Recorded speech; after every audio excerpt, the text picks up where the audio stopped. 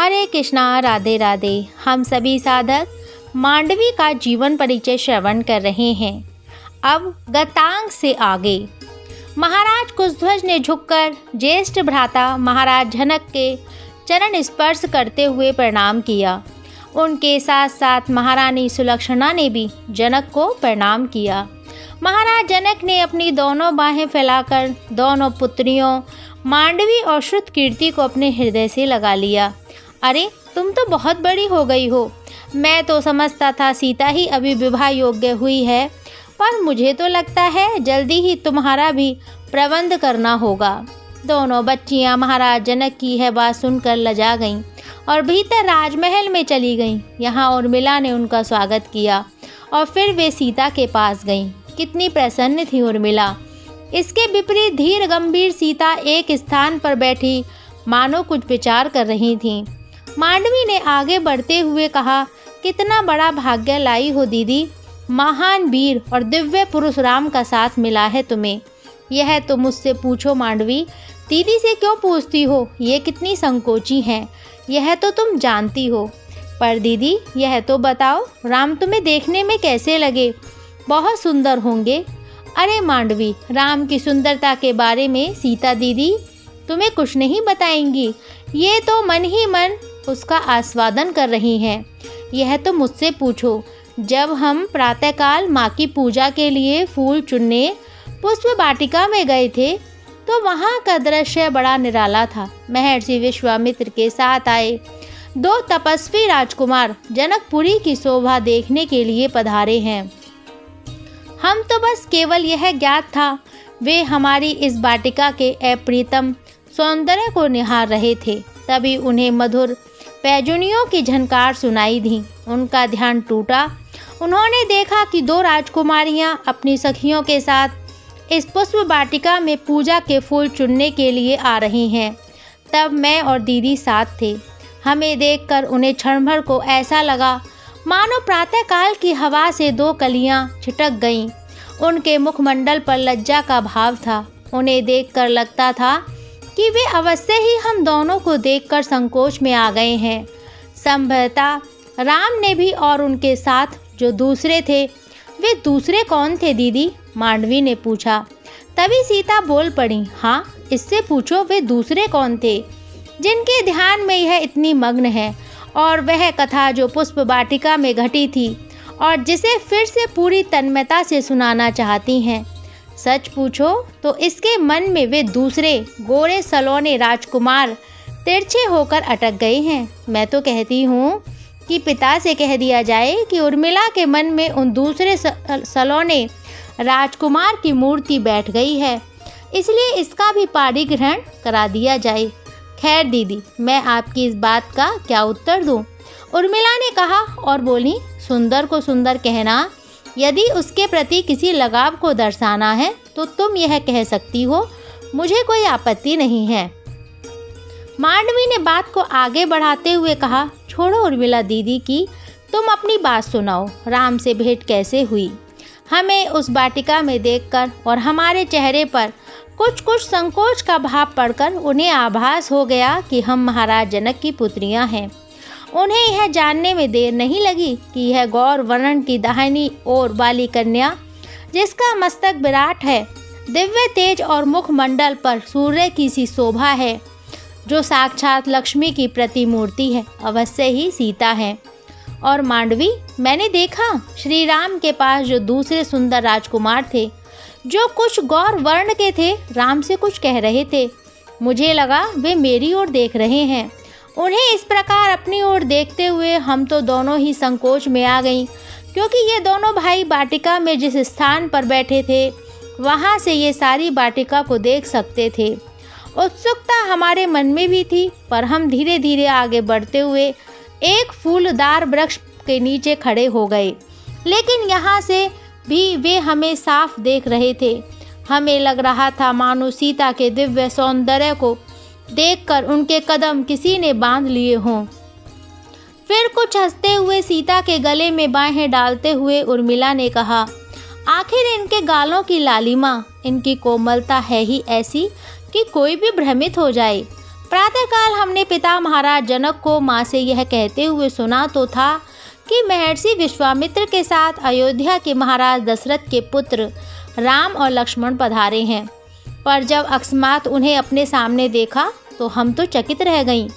मांडवी ने मुस्कुराते हुए सीता अपनी कोली में भरते हुए कहा, चकित तो राम भी रह गए होंगे।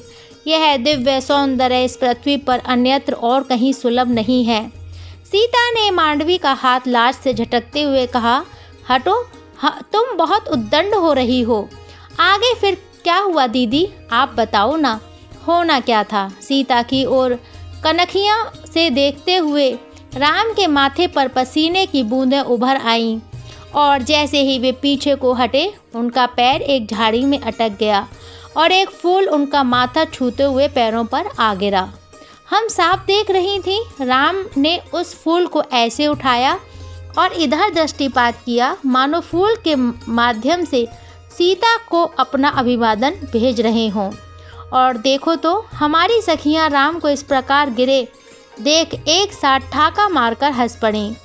उन्हें जरा भी लज्जा नहीं आई। राज्य मर्यादा का तो ध्यान बिल्कुल ही नहीं रहा।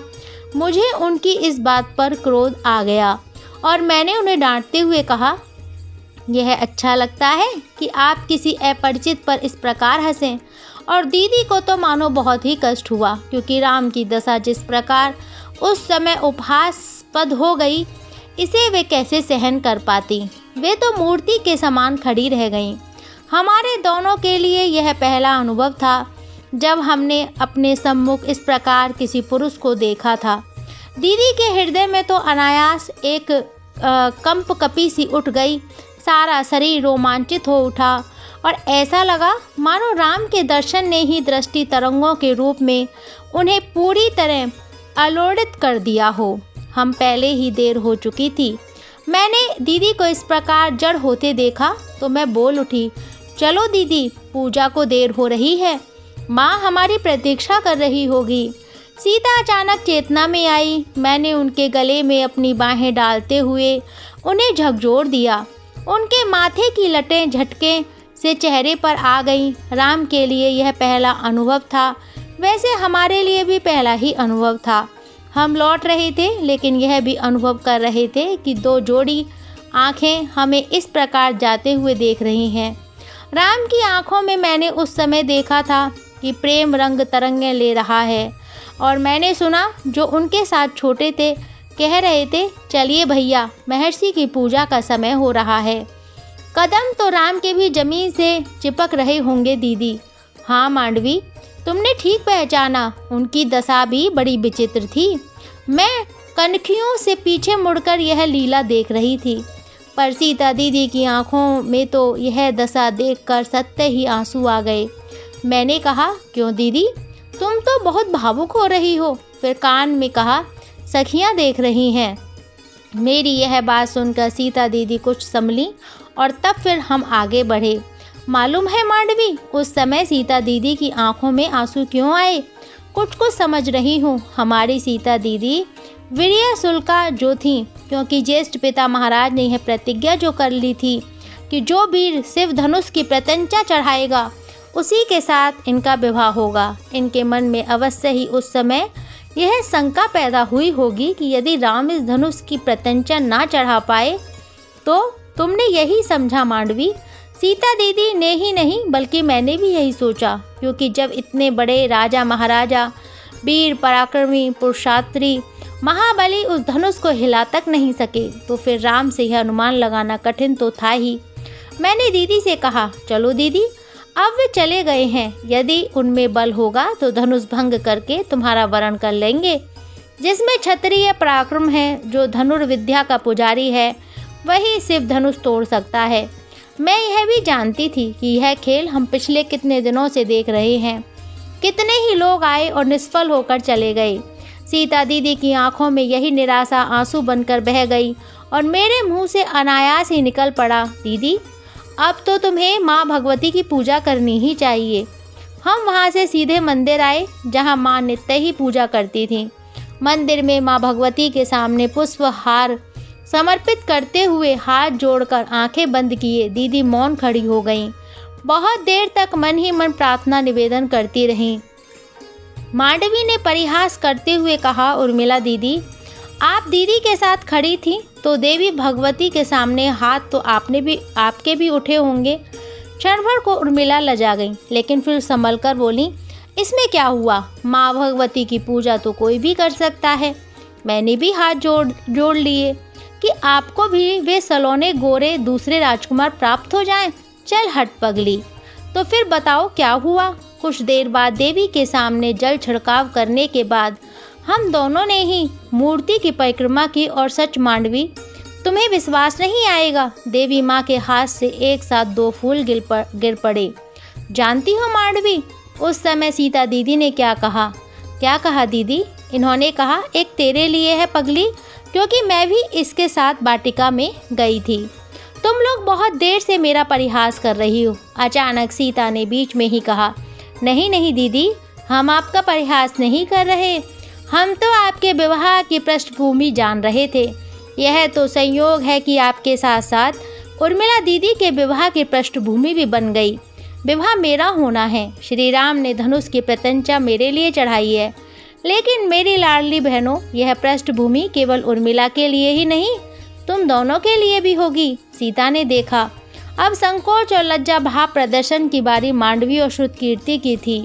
दोनों बहनें शर्मा गईं तो सीता ने कहा, जानती हो, श्री राम 4 भाई हैं। लक्ष्मण उर्मिला के लिए निश्चित हो गए हैं।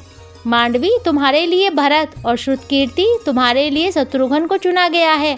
इतनी जल्दी चाचा जी को बुलाने के पीछे एक मंतव्य यह भी था। अब तो मांडवी और श्रुतकीर्ति वहां से भाग खड़ी हुईं। उर्मिला ने मांडवी का हाथ पकड़ते हुए कहा, अब भागती कहाँ हो, अब तो तुम्हें मेरी देवरानी बनकर रहना होगा। फिर कुछ रुककर स्वयं उर्मिला ने ही कहा, नहीं, मैं गलत कह गई।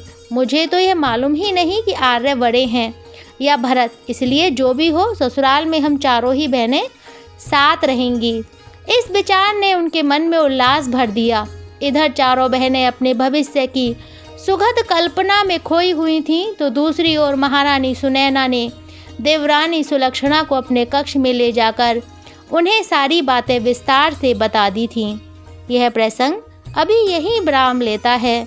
हरे कृष्णा, राधे राधे।